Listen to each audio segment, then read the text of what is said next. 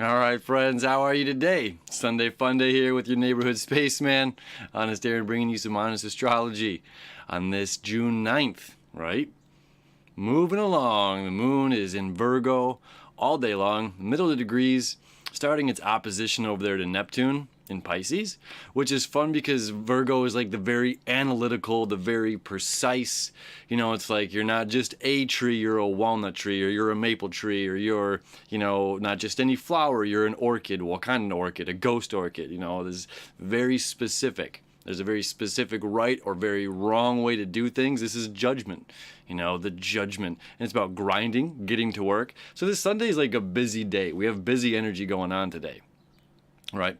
And it's like we've been very indecisive lately. This week has been really emotional for a lot of folks that have reached out. Thank you for commenting and reaching out. And it's really nice to talk to you. So it has been a very emotional week. And it's like, okay, the fire picked up, on Friday, Saturday. And then now on Sunday here, we're moving into this like grounded earth energy where it's just like, okay, I'm tired of being tired. I'm tired of being depressed. I'm tired of not knowing where I'm going. I'm making decisions. The Bob Ross time where it's time to paint the mountains. It's time to make these hard decisions here. No. Oh yeah.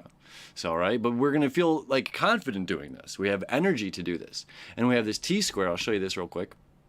We got this T-square going on. It's exact today, between the sun here at 18 degrees, Neptune here at 18 degrees, and Jupiter here at 19 degrees. All right, now look, just a day into tomorrow, look at the 10th here. We're going to have this mutable square, this grand square here, or a mutable cross. All these oppositions, but we'll talk about that more then. But it's like we're going here, right? We're all pointing here toward our dreams and the higher knowledge. So what this is telling us is like, okay, look, down here with the sun in Gemini, sun in 18 degrees Gemini, and look, Venus has just joined the sun as well, okay? This is like, again, this is everything. This is falling in love with everything. It's like, oh, cool. Like this childlike wonder of the world, which is a really good way to have that childlike wonder and expression, like, oh my God, to just like marvel at modern street designs when they're on our construction here in Detroit. But it's just like, oh my God, this is cool. Human beings thought of this, created this. This is a way for us to maneuver around and get us like, oh wow.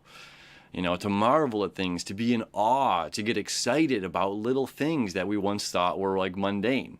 It's just like as we grow up from like little kid to adult, we leave these little things behind, and then we transition. For those that have kids, they come back around and they revisit those like Disney movies, those classics, and revisit the bounce houses and going down slides and all these things. And it's just like re-falling in love. And those of us who don't have kids, we still kind of do that, but in a different way. We don't do it through a child, we do it through our own revisiting and revamping of these things. So this is that revamping, like look at this world through childlike eyes. However, don't buy into anything or everything, rather. Don't believe everything right now. It's like just because it's in the news doesn't mean, like, in all honesty, when I didn't know better when I was a kid. I didn't know better. Like when I saw a commercial on TV, oh, that's a product I probably want and need to buy.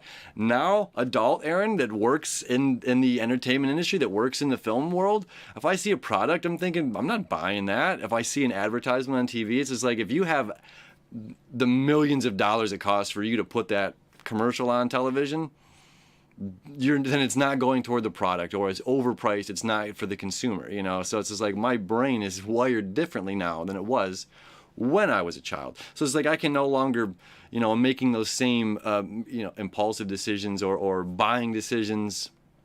I'm not influenced the same way as I was. I think that's where we're going here. That's what the astrological reflection is telling us. And further, with the Mercury still squaring Chiron, this is like judgment of self and others, like comparison to self. It's like if the lights are on in the room and you're looking around and all of a sudden you're at a bank, the bank's being held up. I don't know. You're going to scan the room and who you think the hero is going to be. Is that person going to save? Is that person going to try to, but you turn the lights off and it's just like, the hero's here. The hero is in the heart. The hero is in the actions. It's like these eyes are blind, and it's just like it might not be the person that you thought was going to save the day is going to be the one that saves the day. It might not be the person you thought had the heroic heart actually has the heroic heart, or things aren't always what they seem.